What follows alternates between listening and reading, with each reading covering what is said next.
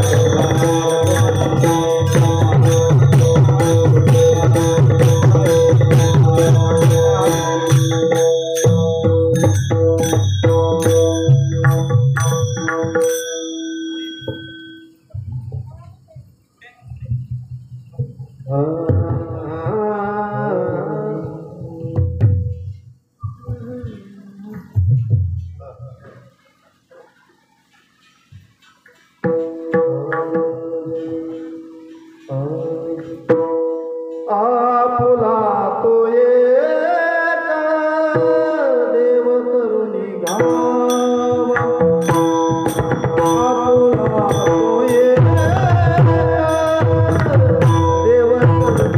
तो एक देव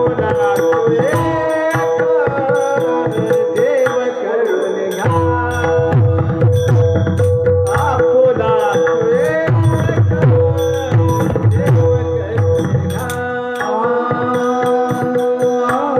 आपुला तो एक देव करुणी घ्यावा,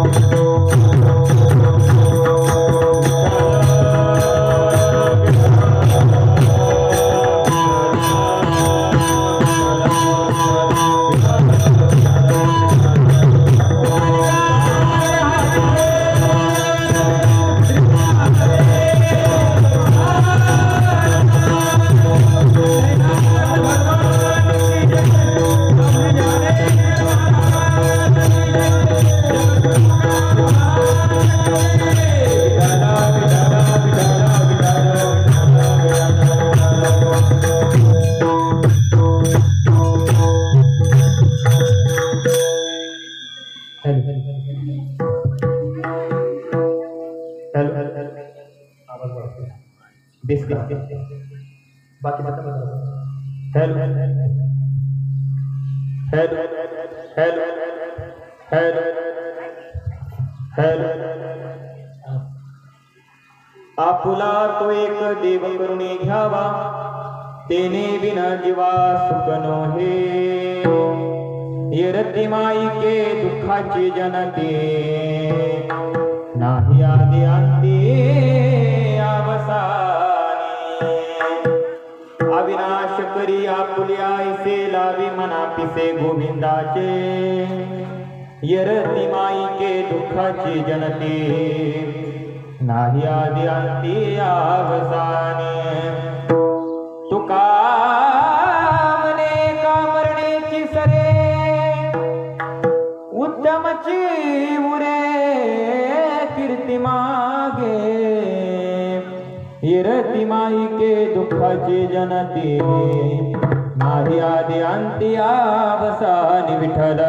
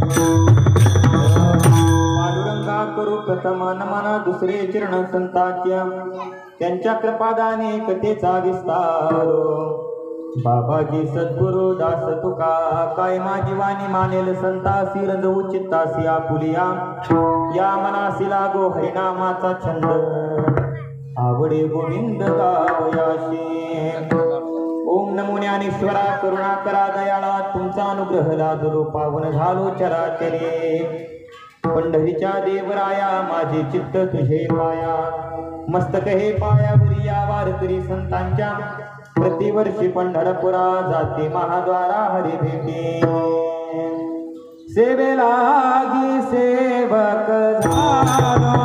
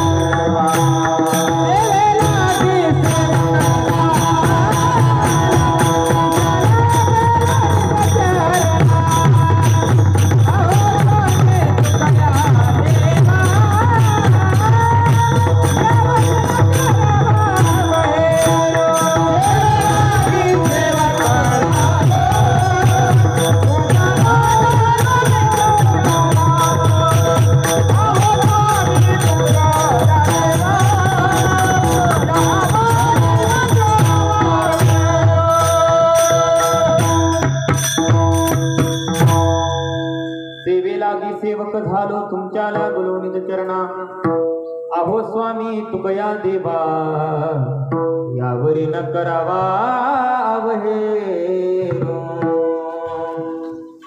प्रस्तुत प्राप्त प्रसंगी कीर्तन रूपी सेवेकरता घेतलेला अभंग जगदमान्य जगद्गुरु आणि वैराग्याचे महामेरू कलस्थानी शोभणारे तुकोबराय यांचा 4 चरणाचा अभंग आहे आणि या अभंगातून तुकाराम महाराज काय सांगतात तर आपला तो एक देव करुणी घ्यावा आणि तेने बिन जीवा सुख नोहे तर काय सांगितलं या मृत्यू लोकामध्ये प्रत्येक मनुष्य अपेक्षा करतो कशाची करतो तर मला सुख मिळावं मग जर तुम्हाला सुखाची प्राप्ती करायची असेल तर पहिल्यांदा काय करावं लागेल तर आपलासा भगवान परमात्मा करून घ्यावा लागेल जर तो भगवान परमात्मा आपलासा करून घेतला तर तुम्हाला सुखाची प्राप्ती होईल आणि जर बाकीच्या ठिकाणी गेला तर येरती माईके दुःखाची जनती आणि नाही आदी अंती अवसानी तर बाकीच्या ठिकाणी गेलं तर परिणाम काय होतो ते सर्व दुःखाला कारणीभूत सांगितलं मग लवकरात लवकर काय करा तर तो अविनाशी असणारा भगवान परमात्मा आपलासा करून घ्या आणि तो करून घेतल्यानंतर आणि त्याचं वेळ काय करा तर आपल्या मनाला लावा मग तो भगवान परमात्मा आपलासा केला त्याचं वेळ आपल्या मनाला लावून घेतलं तर परिणाम काय होतो तर तुका म्हणे एका मरणेची सरे आणि उत्तमची उरे कीर्ती मागे तर काय सांगितलं जीवनामध्ये तुमची कीर्ती पाठीमागं राहणार कारण कीर्ती पाठीमागं राहणं एवढं सोपं नसतं कीर्ती पाठीमागं कोणाची राहते तर आयुष्यभर सायास करावा लागतो आणि आयुष्यभर कष्ट करावं लागतं तेव्हा आपली कीर्ती पाठीमागं राहते असा अभंगाचा सरळ सरळ अर्थ विठ्ठल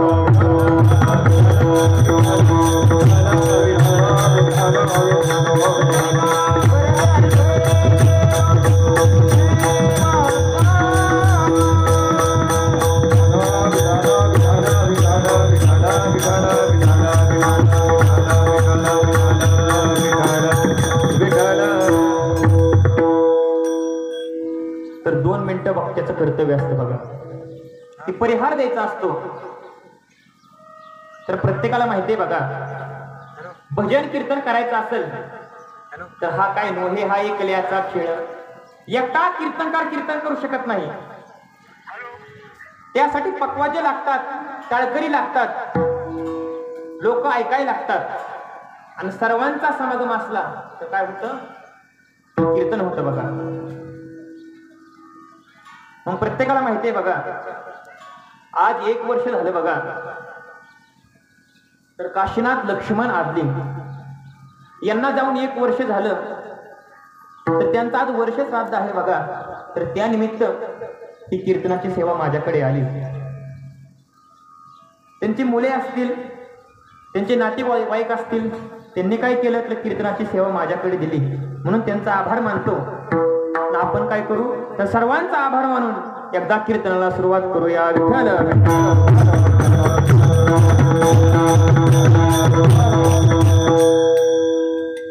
तर या अभंगामध्ये पहिल्यांदा काय सांगितलं तर आपलासा भगवान परमात्मा करून घ्या. आपुला तो एक देव करून घ्यावा. काय सांगितलं तर आपलासा देव करून घ्या. आणि जर तो भगवान परमात्मा आपलासा केला तरच तुम्हाला सुखाची प्राप्ती होणार आहे. पण या ठिकाणी या अभंगामध्ये देवाचं नाव सांगितलं नाही. बारीक जर विचार केला तर या अभंगामध्ये आपलासा देव करून घ्या असं सांगितलंय, पण त्या देवाचं नाव सांगितलंय का? काय सांगितलंय मग? आपला तो एक सांगितला आणि त्यात काय सांगितला तर तो देव करून घ्या.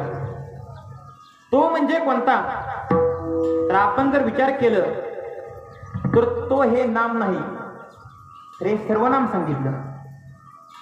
मग आपण जर विचार केला तर भगवान परमात्मा आपलासा करायचा आहे, त्यासाठी काय करायचं तर 4 वेद 6 शास्त्र 18 पुराण यांना काय करायचं तर विचारायचं आम्ही कोणता भगवान परमात्मा करून घ्यायचा. विठ्ठल विठ्ठल विठ्ठल.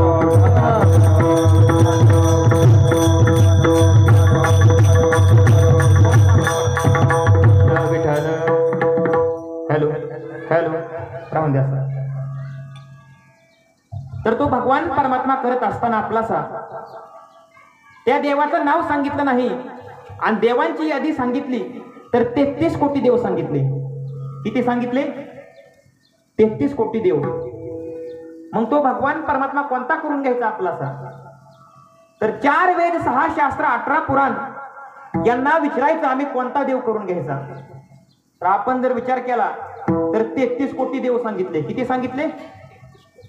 33 कोटी. बरं मला सांगा, ज्या वेळेस आपला भारत स्वातंत्र्य झाला त्यावेळेस भारताची लोकसंख्या किती होती?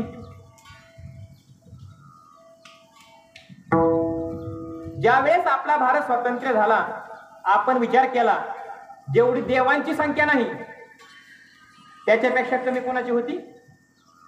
माणसांची होती. सरासरी आपण विचार केला 2 कोटी लोकांची संख्या होती बघा. मग मला सांगा, हिंदू धर्मामध्ये 33 कोटी देव सांगितले. किती सांगितले? मग 33 कोटी देव सांगितल्यानंतर प्रत्येक माणसाच्या वाटणीला किती देव आले? मग आपण जर विचार केला जेवढी देवांची संख्या आहे तेवढी माणसं नाहीत बघा. मग आपण काय म्हणतो की आमच्या अंगामध्ये देव येतो. काय म्हणतो? आता बरंच वारकरीचं बघा आणि प्रत्येकाच्या अंगामध्ये देव येतो. कोणाला नावं ठेवायची नाहीत बघा. पण आपण जर विचार केला सोमवार आला की कोणाचा वार? महादेवाचा. आणि मंगळवार आला की अनादी अंबिके भगवती बोध परडी घेऊन याती होत ज्ञानाची पाजळती उदो उदो भक्त नाचती. बुधवार आला की पांडुरंगाचा वार, गुरुवार आला की दत्ताचा वार आणि शुक्रवार आला की संतोषी माता आणि शनिवार आला की मारुतीचा वार बघा आणि रविवार आला की खंडोबाचा वार. आपण वारागणे देव बदलले. मग आपण जर विचार केला हजारो जन्माचं पुण्य लागतं. 1000 जन्माचं पुण्य असेल तेव्हा भगवान परमात्मा काय होतो हजारो जन्माचं पुण्य असेल त्यावेळेस भगवान परमात्मा आपल्या स्वप्नामध्ये येतो.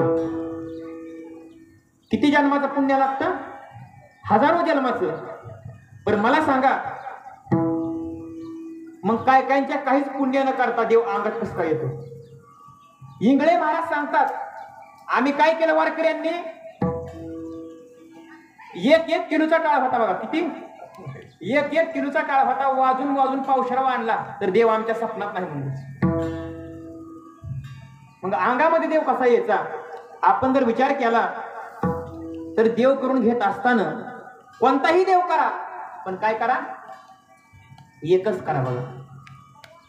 एकाच देवाचं नाव घ्यायचं आणि एकच देव जर आपला असा करून घेतला तर काय होणार? तुम्हाला सुखाची प्राप्ती होणार. नाहीतर काय काय ठिकाणी विचार केला तर देव कसे वाढतात तुम्हाला सांगतो बघा. एक गाव होतं आणि एका गावामध्ये म्हसोबाचं देऊळ होतं बघा. मग त्या म्हसोबाचं देऊळ असताना परिणाम काय झाला? प्रत्येक जण काय करतं? बैल पोळा आला की काय करायचं? शेंदूर घ्यायचा आणि काय करायचा? म्हसोबापाशी जायचं आणि म्हसोबाला शेंदूर लावायचा. आणि शेंदूर लावल्यानंतर बाकीचा राहिलेला काय करायचा? आपल्या धोत्राला पुसायचा. बरोबर ना? आपण काय करतो? दुसरा दगड घ्यायचा आणि काय करायचं? त्याला शेंदूर पुसायचा आणि त्या ठिकाणी ठेवायचा. दुसरा माणूस येणार आणि असंच करणार. मग एका वर्षामध्ये किती म्हसोबा तयार होतात? 100 म्हसोबा तयार होतात. किती होतात? 100 म्हसोबा तयार होतात. मग 33 कोटी देव आहे, काय वेळ लागतो? मग आपण जर विचार केला तर माणसं काय म्हणली, महाराज आमच्या म्हसोबापाशी काय झालं? एक खूप मोठा दगड आहे, त्याला म्हसोबा म्हणतात, पण त्याच्या कडेनं 2-4 दगड आहे ती म्हणलं. त्याला काय म्हणायचं? मी म्हणलं ती म्हसोबाची पिल आहे ती म्हणलं. काय आहे ती?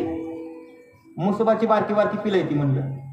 मग आपण जर विचार केला असे देव असले तर आपल्याला सुखाची प्राप्ती होणार नाही बघा. मला सांगा, कुठलाही देव असून दे, आपण काय म्हणतो? आमचं ह्या देवाला काय या बकरं आहे बघा. मग आपण जर विचार केला देव कसा सांगितला? देवाकडे सगळं आहे बघा. षडगुण संपन्न देव सांगितला. मग जो देव मागतो तो कधी देव असतो का? आपण काय म्हणतो?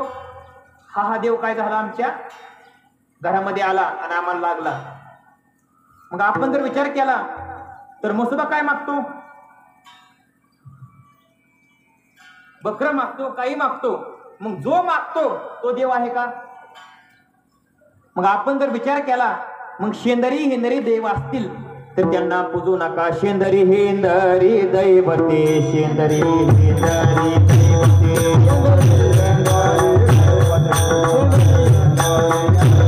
कोणा पूजिते भूते घेते, कोणा पूजिते भूते घेते.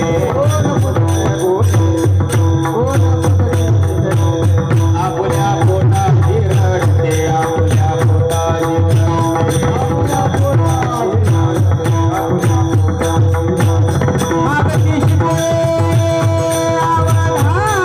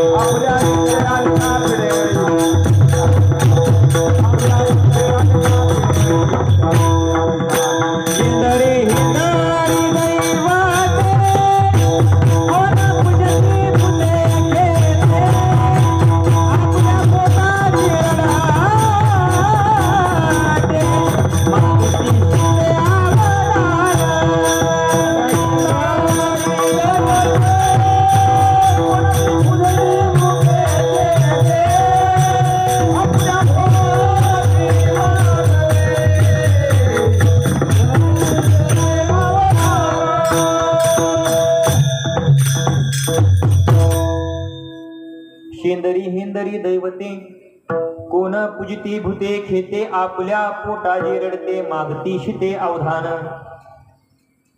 तर ह्या देवांचा त्याग करा आणि असा देव करा जो देव स्वतःला काही मागत नाही बघा. मग तुकाराम महाराज काय सांगतात, आपुला तो एक देव करून घ्या. तो म्हणजे कोणता, तर त्या देवाचं अजून नाव सांगितलं नाही बघा. आपण बारीक जर विचार केला तर या अभंगामध्ये देवाचं नाव सांगितलं नाही. नुसतं काय सांगितलंय, सर्वनाम सांगितलंय. तो म्हणजे काय सांगितलं, सर्वनाम सांगितलं. मग तो भगवान परमात्मा करत असताना 4 वेद 6 शास्त्र 18 पुराण यांना आपण जर विचारलं तर आम्ही कोणत्या देवाची भक्ती करायची, तर त्यावेळेस पहिला वेद सांगितला ऋग्वेद. तर त्या ऋग्वेदामध्ये काय सांगितलं, ब्रह्माची व्याख्या काय सांगितली, आम्ही कोणता देव करून घ्यायचा. तर ऋग्वेदाने काय सांगितलं, प्रज्ञानम ब्रह्म. प्रज्ञानम ब्रह्म म्हणजे काय, तर ज्ञान हेच ब्रह्म सांगितलं. ब्रह्म कोणतं सांगितलं, एखादा मनुष्य ज्ञानी असेल तर तेच ब्रह्म सांगितलं. मग ऋग्वेदाला पण व्याख्या करता आली नाही. त्यानंतर सामवेदाने व्याख्या केली बघा. सामवेदाला विचारलं आम्ही कोणता देव करून घ्यायचा, देवाचं नाव सांगा. सामवेदाने काय सांगितलं, तत्वमसी ब्रह्म. तत्वमसी, तत् म्हणजे काय, तर ते, आणि तो म्हणजे काय, तर तू. तर ते बी ब्रह्म आहे आणि तू बी ब्रह्म आहे बघा. पण त्यांना भगवान परमात्म्याचं नाव सांगता आलं नाही. नुसतं काय सांगितलं, ते ब्रह्म. मग त्या देवाचं नाव सांगता आलं नाही बघा. आणि त्याच्या पुढचं नाव सांगितलं बघा. 3ऱ्या वेदामध्ये सांगितलं, यजुर्वेदामध्ये सांगितलं, तर माझ्यामधील नक्की काय ब्रह्म आहे. त्यावेळेस काय सांगितलं, तर अयम आत्मा ब्रह्म, म्हणजे माझा आत्मा ब्रह्म आहे. पण मी ब्रह्म आहे हे आपल्याला कळत नाही बघा. मग त्यासाठी काय व्हावं लागतं, भगवान परमात्म्याला किंवा संताला शरण जावं लागतं. त्यावेळेस आपल्या शरीरामधील असलेला भगवान परमात्मा आपल्याला कळतो बघा. कारण भगवान परमात्म्याने काय केलंय, तर आपल्या हृदयामध्ये वास्तव्य केलंय. मग शेवटच्या वेदामध्ये काय सांगितलं, अथर्व वेदामध्ये सांगितलं, अहम ब्रह्मास्मी. अहम ब्रह्मास्मी म्हणजे काय, तर मी ब्रह्म आहे. मी ब्रह्म आहे. ज्यावेळेस अशी आपल्याला अनुभूती येते त्यावेळेस काय समजायचं, कुठं तरी आपला परमार्थ सफल झाला. पण 4 वेदांना नाव सांगता आलं का, आलं नाही बघा. मग त्यानंतर 4 वेद काय सांगू शकले नाहीत. त्याच्या पुढे सांगितलं, तर 18 पुराणांना विचारलं, तर भगवान परमात्मा कोणता आम्ही करून घ्यायचा, तर 18 पुराण कोणती कोणती सांगितली वारकरीत बघा, सांगा. 1 नंबरचं पुराण कोणतं सांगितलं, तर मद्वयम भद्वयम चैव व्रत्रयम व चतुष्टयम अनापलिंगानि पुष्कानि पुराणानि प्रचक्षते. तर या श्लोकामध्ये काय सांगितलं, मद्वयम, तर म नावाची 2 पुराण सांगितली. तर मत्स्य पुराण आणि मार्कंडे पुराण, मद्वयम. आता भद्वयम, भ नावाची 2 सांगितली, भविष्य पुराण आणि भागवत पुराण. किती झाली, 4.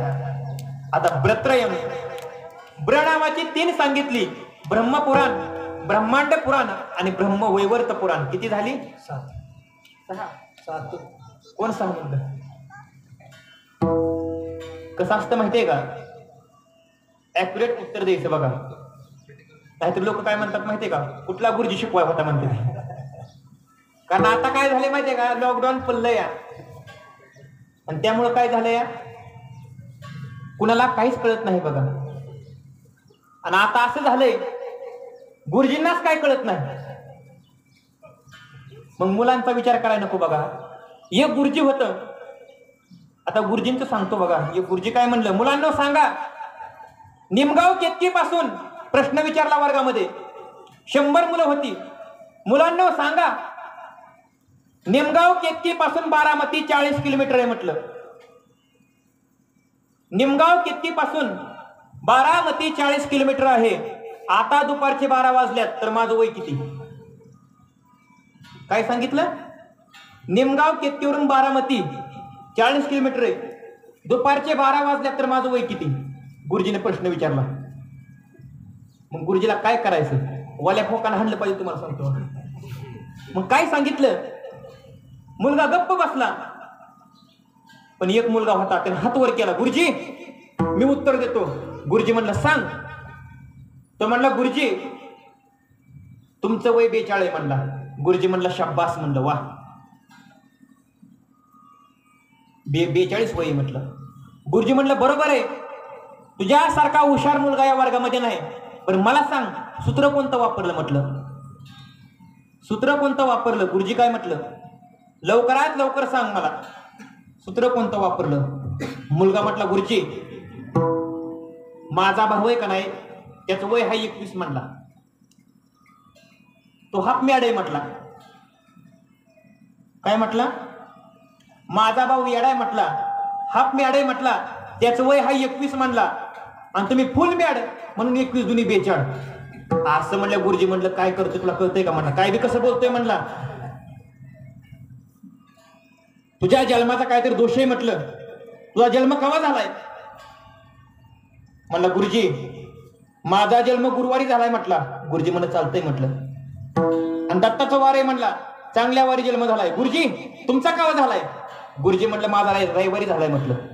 हे खोटं बोल नका म्हणला, रविवारी सुट्टी असते म्हणला. काय बी कसं बोलताय म्हणलं. म्हणजे अशी मुलं येते बघा. मग असं मुलं आणि असं गुरुजी असलं तर काय होतं?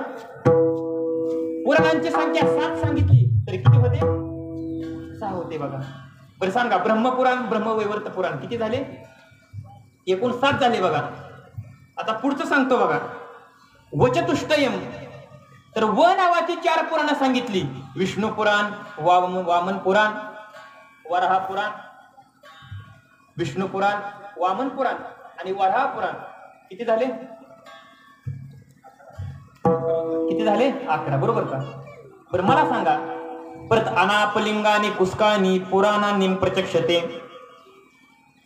तर अवर्ण सांगितलं अग्निपुराण, नावर्ण सांगितलं नारद पुराण, पवर्ण सांगितलं पद्म पुराण, लिवर्ण सांगितलं लिंग पुराण, गवर्ण सांगितलं गरुड पुराण, स्कवर्ण सांगितलं स्कंद पुराण आणि कुवर्ण सांगितलं कुर्म पुराण. एकूण किती झाले? ही 7 आणि ही 11. किती झाले? ही 18 पुराण झाली बघा. मग या 18 पुराणांना प्रश्न केला तरी 18 पुराण काय म्हणली तर तो भगवान परमात्मा आम्हाला कळत नाही. देवाचं नाव सांगता आलं नाही बघा. 4 वेद 6 शास्त्र 18 पुराण यांना काहीच कळलं नाही बघा. मग त्यावेळेस काय झालं? तुकाराम महाराजांनी एक पुरावा दिला बघा. पुसू नका काही वेदाशीत काही कळलं नाही.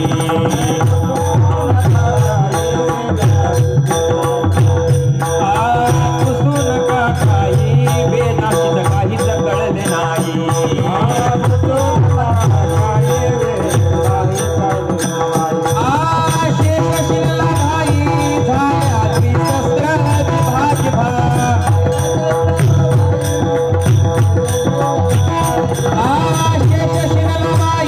झाल्या द्विशस्त्र भाजभा.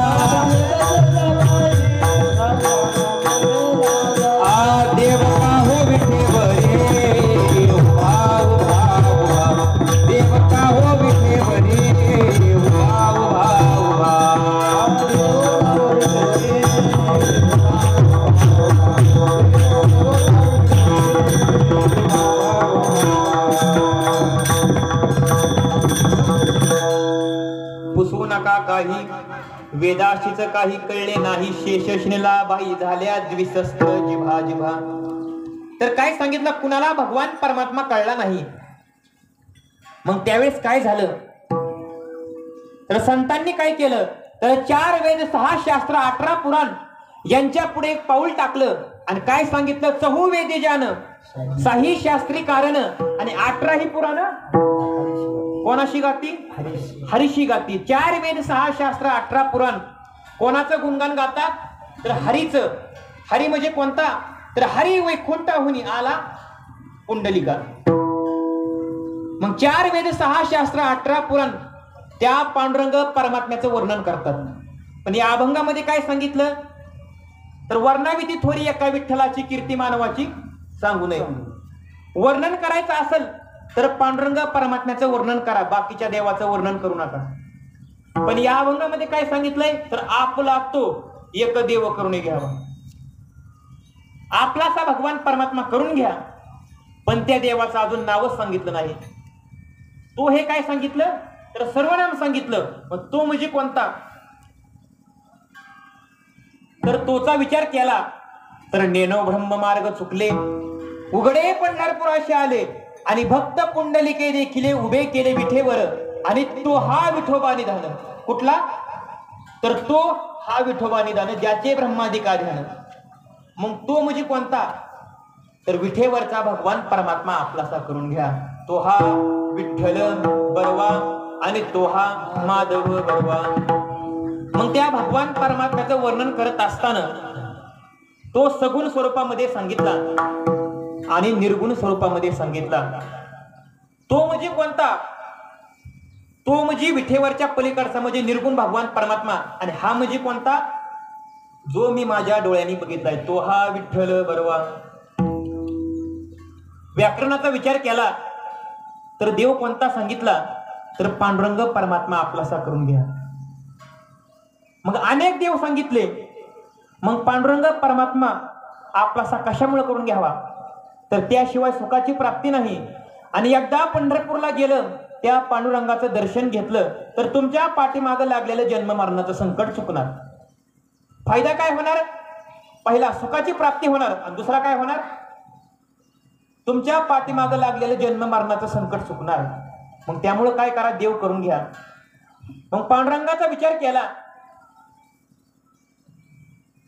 तर 18 पुराण 21 वर्ग 7 पाताळ आणि मृत्यूलोक याची निर्मिती कोणी केली तर त्या पांडुरंग परमात्म्याने केली. बघा हे मी सांगत नाही तर कोण सांगतात एकलेने कंठेची मनोनियायेने केली निर्माण 14 भुवने.